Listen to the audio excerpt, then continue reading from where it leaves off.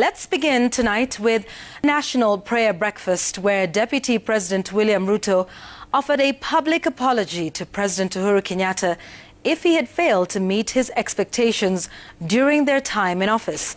Kenyata and Ruto attended the last National Prayer Breakfast meeting before the end of their term, a session replete with sentiments about the upcoming transition. President Kenyata gave his deputy's supposed apology a wide berth and instead urged leaders to work towards a more united country after the election. Sam Gituku reports.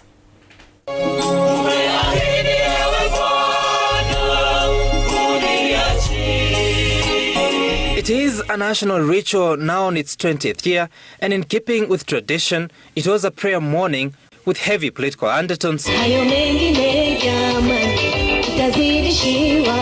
And the undertones began with the seating arrangement. Out went the tradition of seating the president and the deputy president together, and in came a new setup. And we have dedicated the time. President Uhuru Kenyata shared his table with Chief Justice Martha Koome and the Attorney General Kihara Kariuki. Deputy President William Ruto sat at a different table, ironically sharing the table with his Kenya Kwanza allies, National Assembly Speaker Justin Muturi and Senate Speaker Kenneth Lusaka. It was at the prayerful setting that the Deputy President offered a general apology, first to his boss of nearly 10 years. I may have fallen short of expectations of my boss, His Excellency the President, my good friend. I ask for your forgiveness. I know also in this journey, many people have hurt me. But on this prayer breakfast,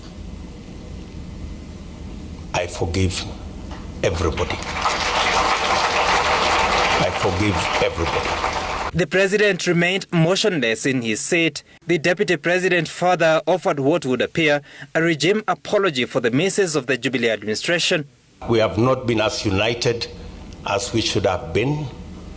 We have failed in some areas. We ask, and specifically myself, I ask for your forgiveness.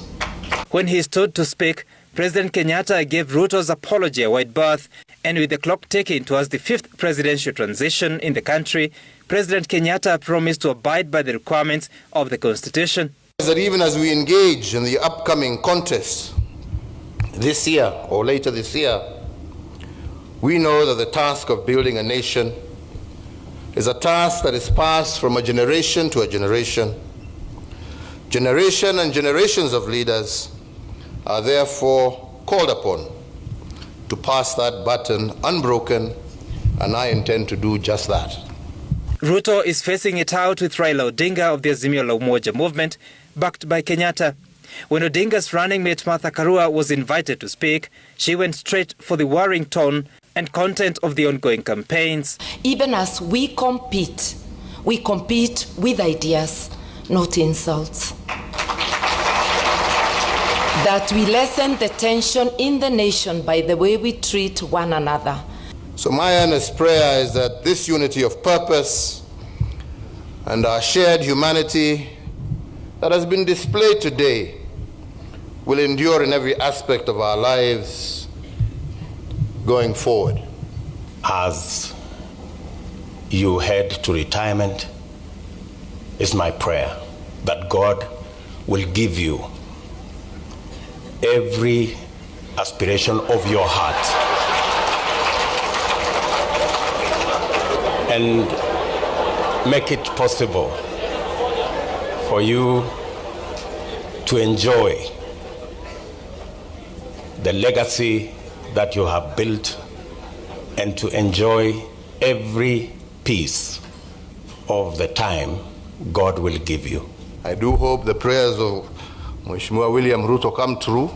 I'm really looking forward for a lot of peace and enjoyment in the years to come. So with God's grace, tutakuwa tunaonana huko mbele. The National Prayer Breakfast is Kenyata's last as president, with his second term set to expire after the August elections. Your Excellency, sir. It was another busy morning for the country's political body language observers as President Kenyata and his estranged Deputy Ruto shared a podium and managed to play it civil to the end.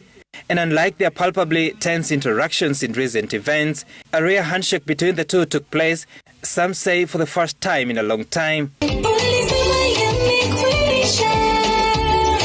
The two leaders will once again interact on Wednesday next week during the Madaraka Day celebrations on the 1st of June. During such events, DP Ruto is mandated to receive and invite the president to address the nation. That role is in its final days. Sam Gituko, Citizen TV, Nairobi.